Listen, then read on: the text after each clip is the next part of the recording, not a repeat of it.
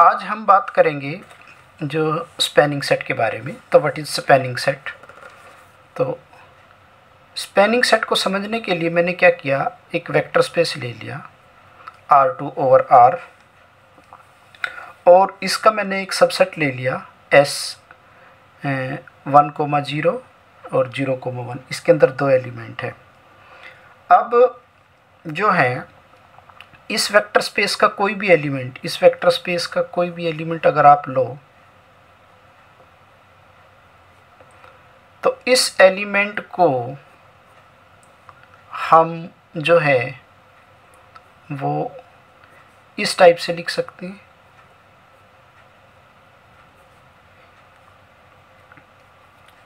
इसका मतलब ये हुआ कि इस वेक्टर स्पेस के हर एक एलिमेंट को जो है S के एलिमेंट के लीनियर कॉम्बिनेशंस में लिखा जा सकता है। तो इसका मतलब ये हुआ कि इस वेक्टर स्पेस V का कोई भी जो एलिमेंट है वो S के एलिमेंट की हेल्प से बन सकता है। तो इस केस में हम बोलते हैं कि ये जो सेट है ये इस वेक्टर स्पेस V का स्पैनिंग सेट है।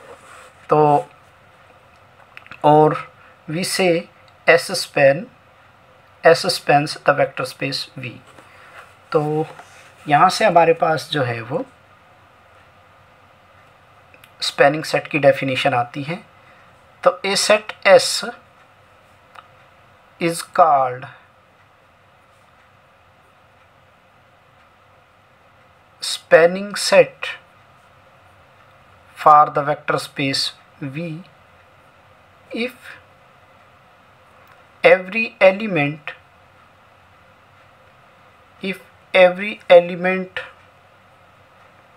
of the vector space V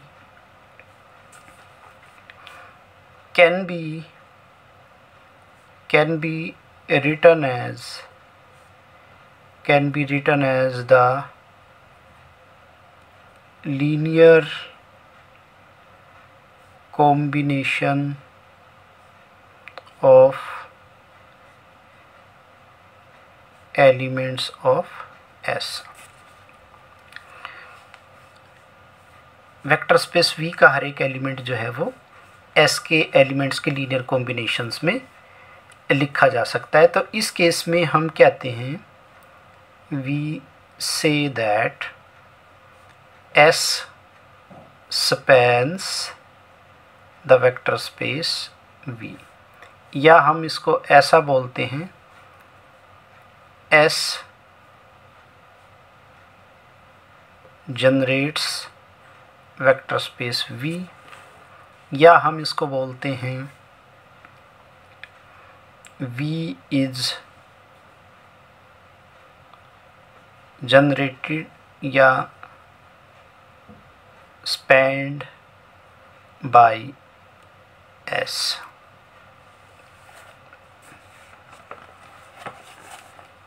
तो ये तो था मेरे पास स्पैनिंग सेट की डेफिनेशन।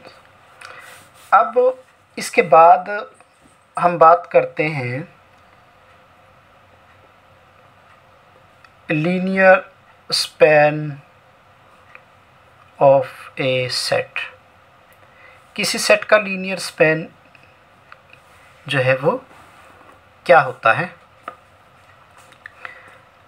आप एक सेट कंसिडर करो, late S U1 U2 UN।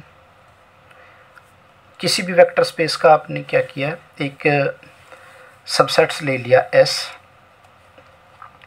तो यहाँ से देखो A1 U1 plus A2 U2 ये S के एलिमेंट्स का एक लीनियर कॉम्बिनेशन है। इसी तरह से B1 U1 plus B2 U2 B3 U3 ये S के एलिमेंट्स का दूसरा लीनियर कॉम्बिनेशन है।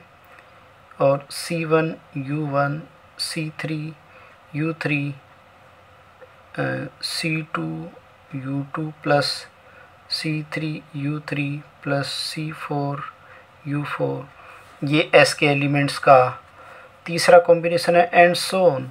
तो इस तरह से हम क्या कर सकते हैं कि एस के एलिमेंट से हम जो है बहुत सारे लीनियर कॉम्बिनेशंस बना सकते हैं।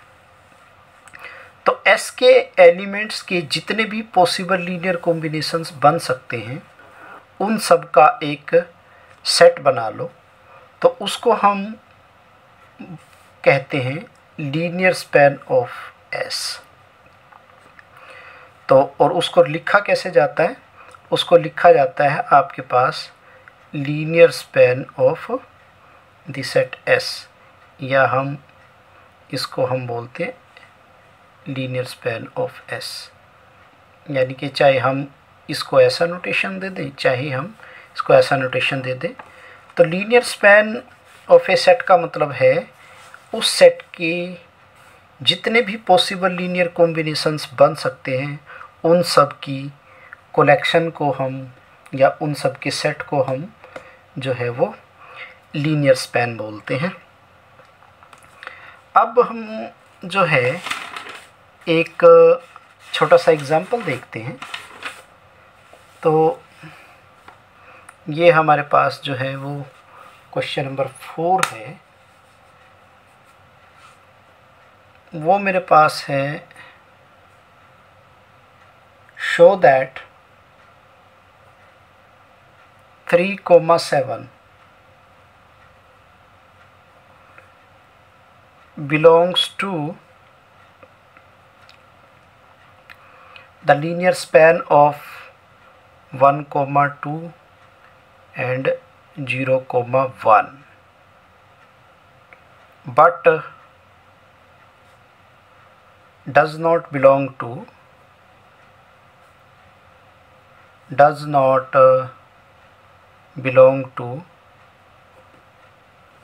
the linear span of 1,2 and 2,4। इस क्वेश्चन में हमें ये शो करना है कि ये जो एलिमेंट है ये इस सेट के लीनियर स्पैन में तो बिलोंग करता है, बट इस सेट के लीनियर स्पैन में बिलोंग नहीं करता। अगर ये एलिमेंट इस सेट के लीनियर स्पैन में बिलोंग करता है तो इस एलिमेंट को इस सेट के एलिमेंट की हेल्प से बनाया जा सकता है, या आप ये कह सकते हो कि इस एलिमेंट को इस सेट के एलिमेंट के लीनियर कॉम्बिनेशंस में लिखा जा सकता है। तो हम इसको चेक करके देखते हैं कि 3,7 को मान लो सपोज करो मैं लिख सकता हूँ alpha into 1,2 plus beta into 0,1। तो यहाँ से मेरे पास 3 इज इक्वल टू अल्फ़ा और यहाँ से 7 इज equal to 2 alpha plus beta. तो अल्फ़ा की वैल्यू अगर मैं यहाँ पे रख देता हूँ 3, तो this implies beta is equal to 1। तो अल्फ़ा इज इक्वल टू 3 और बीटा इज इक्वल टू 1। तो इसका मतलब ये है कि 3,7 को जो है वो एस के एलिमेंट, इस सेट के एलिमेंट के लीनियर कॉम्बिनेशंस में लिखा जा सकता है।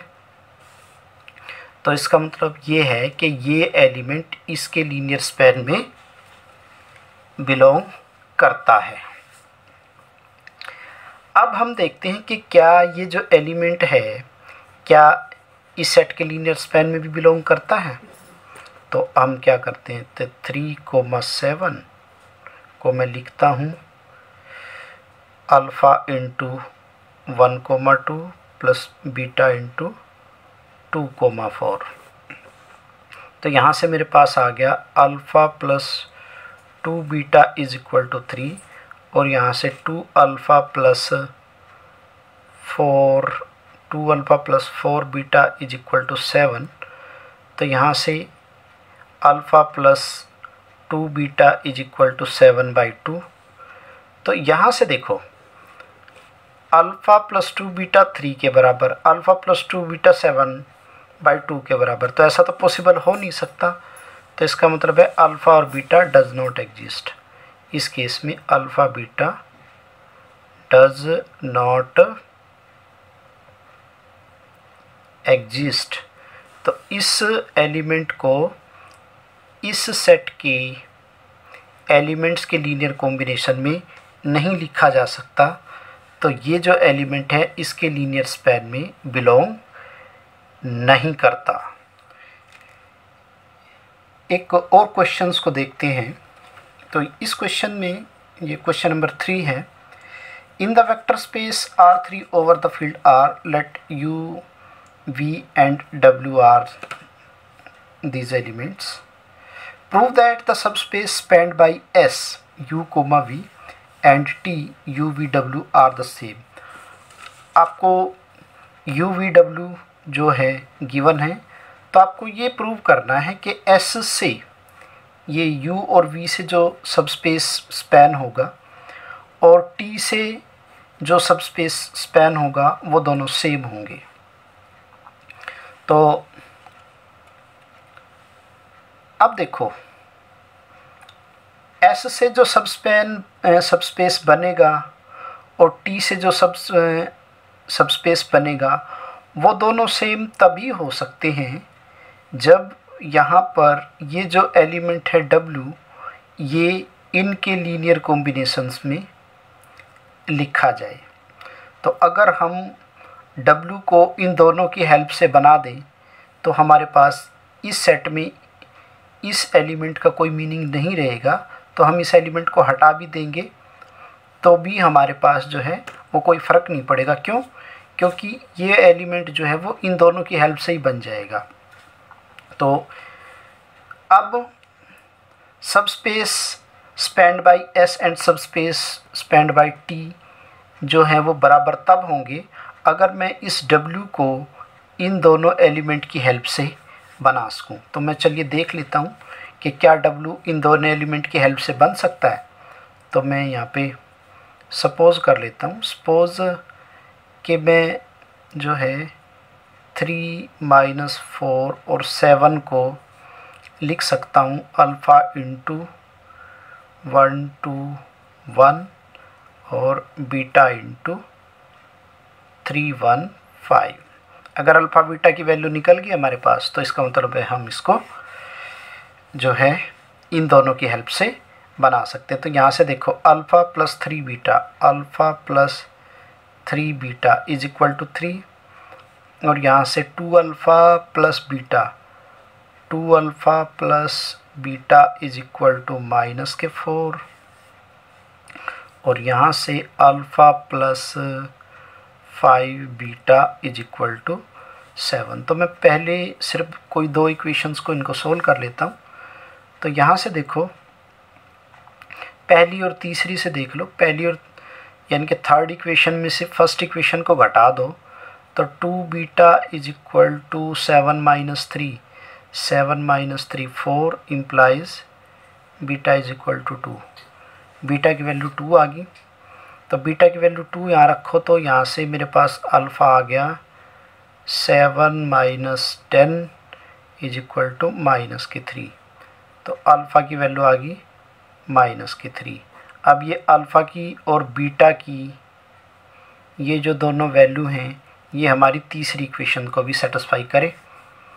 तो अगर ये सेटिस्फाई कर देती है तो इसका मतलब है ये वैल्यू एग्जिस्ट करती है। तो यहाँ पे देखो अल्फ़ा की वैल्यू पुट करो तो यहाँ पे -6, बीटा की वैल्यू पुट करो +2 इज इक्वल टू -4। तो -4 इज इक्वल टू -4, इसका मतलब है अल्फ़ा बीटा की ये वैल्यू इस इक्वेशन को भी सेटिस्फाई करती हैं।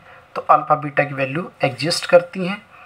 इसका मतलब ये हुआ कि हम इस एलिमेंट को जो है वो U की और V की हेल्प से बना सकते हैं। This means that subspace generated by S and subspace generated by T are same.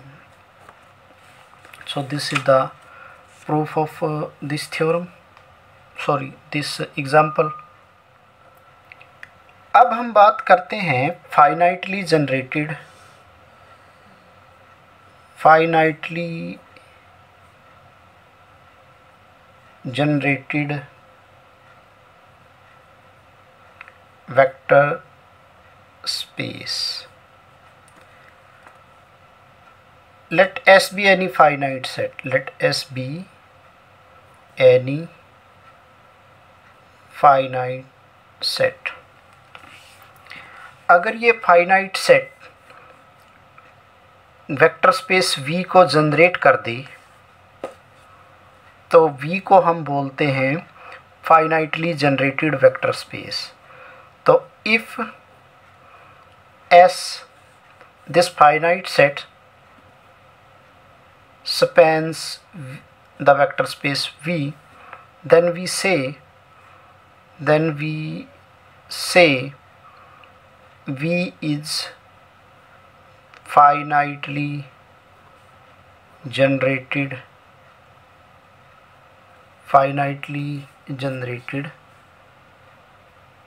vector space. तो जैसे आप जो है ये वेक्टर स्पेस देखो R3/R और ये सेट, इसका ये सबसेट देखो 1 0 0 0 1 0 और 0 0 1. इस सेट का कोई भी एलिमेंट जो है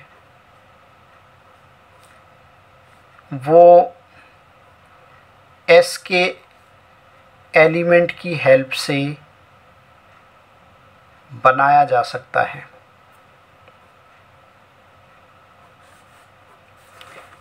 इस वेक्टर स्पेस का हर एक एलिमेंट जो है वो S के एलिमेंट की हेल्प से बनाया जा सकता है और S मेरे पास जो है वो फाइनाइट सेट है.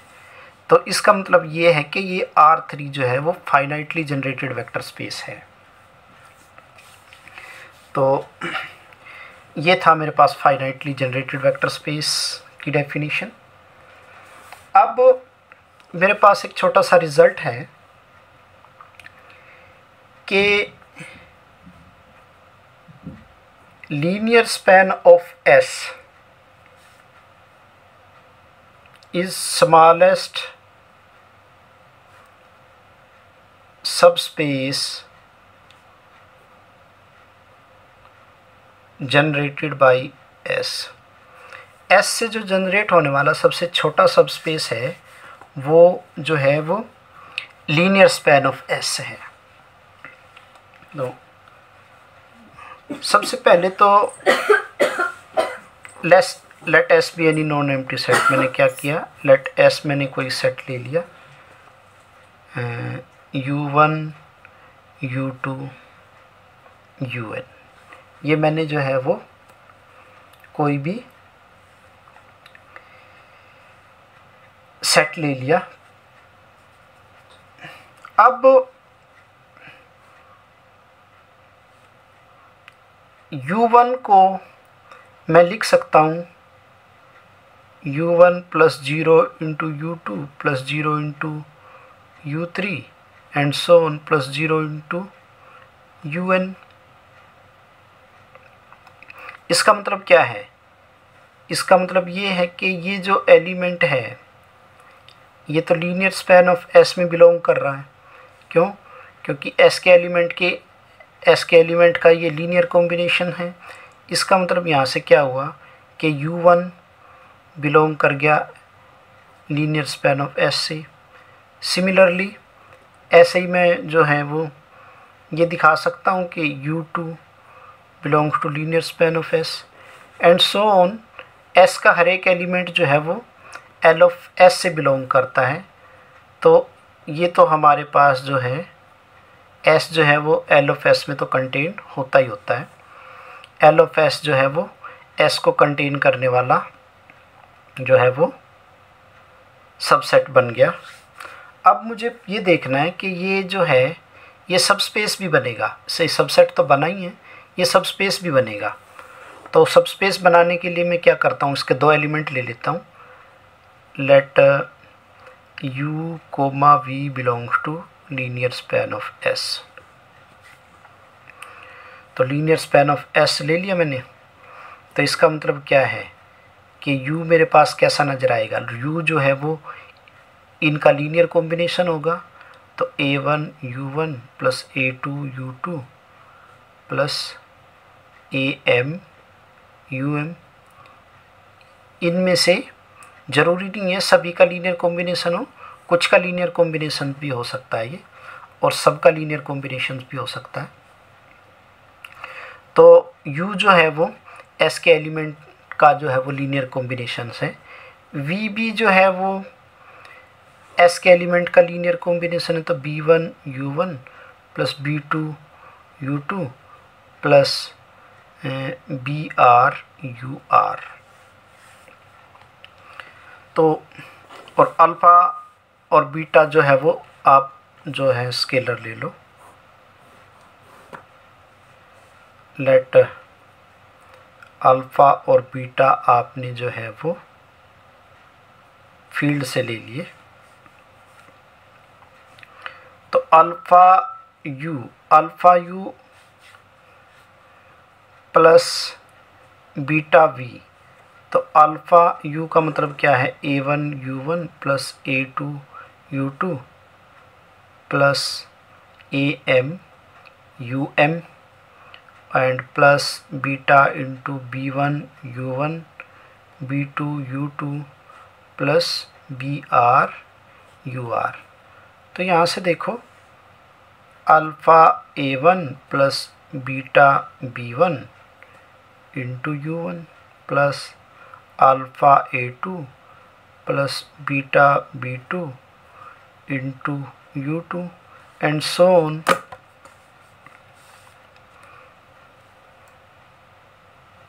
लास्ट में आपके पास आ गया AM UM, और यहाँ से जो है BR UR and so on. इसका मतलब ये हुआ कि हमारे पास जो है alpha you plus beta V, वो भी जो है मेरे पास U1 U2 यानी कि S के एलिमेंट का जो है वो लीनियर कॉम्बिनेशन आया है। तो इसका मतलब ये हुआ कि alpha you plus beta V ये भी मेरा जो है वो L ऑफ S से बिलोंग कर गया। तो ये L ऑफ S मेरा जो है वो सब स्पेस तो प्रूव हो गया। अब मुझे ये दिखाना है कि ये L ऑफ S जो है वो स्मॉलेस्ट सब स्पेस है कंटेनिंग S, यानी कि L of S is smallest सब स्पेस कंटेनिंग S। S को कंटेन करने वाला ये सबसे छोटा सब स्पेस है। तो इसको सबसे छोटा सब स्पेस प्रूव करने के लिए मैं क्या करता हूँ, एक वेक्टर एक आर्बिट्रेरी सब स्पेस कंसिडर कर लेता हूँ V का। लेट W बी एनी सब space of V containing S, यानी कि S को कंटेन करने वाला W जो है वो मैंने कोई भी आर्बिट्रेरी सब स्पेस ले लिया। अब मुझे ये प्रूव करना है कि ये L ऑफ S जो है वो W में कंटेन्ड होगा। तो मुझे ये प्रूव करना है कि L ऑफ S जो है वो W के अंदर कंटेन्ड है। तो इससे ये प्रूव हो जाएगा कि L ऑफ S जो है वो हर एक सब स्पेस जो S को कंटेन करता है उसमें कंटेन्ड होगा। तो उससे ये स्मॉलेस्ट प्रूव हो जाएगा। तो इसको प्रूव करने के लिए इसका एक एलिमेंट लो। Let U belongs to L of S और उसको W में बिलोंग करवा दो। तो U कैसा हुआ हमारे पास, मेरे पास A1 U1 plus A2 U2 plus AM UM। अब देखो U1 S में है, S W में कंटेन है, तो इसका मतलब है U1 W में है। A1 U1 ये W का W में कंटेन हो गया क्योंकि W सब स्पेस है। A2 U2 ये भी मेरा W में कंटेन्ड है। इन दोनों का सम भी मेरे पास जो है वो W में कंटेंट होगा, क्योंकि W जो है वो सब स्पेस है, तो U प्लस V भी जो है वो W में जाता है। तो इसका मतलब है ये टोटल एलिमेंट तो मेरा चला गया W में, तो this implies U belongs to W। But U किसका एलिमेंट था? L ऑफ S का, तो this implies L of S contained in W। तो यहाँ से मेरे पास जो है L ऑफ S जो है वो स्मॉलेस्ट प्रूव हो जाता है। Hence L of S is smallest subspace